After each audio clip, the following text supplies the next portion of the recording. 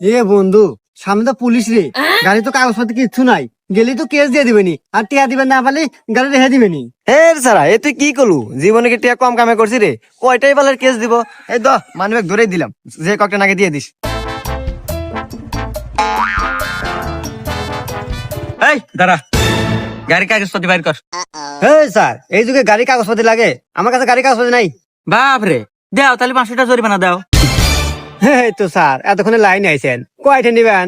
পিছনে কেটে বসেছে জানেন আপনার? এই নেন 500।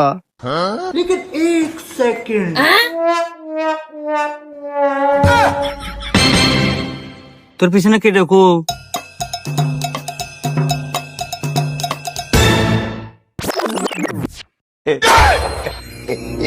ও মন্দির করলো কি রে?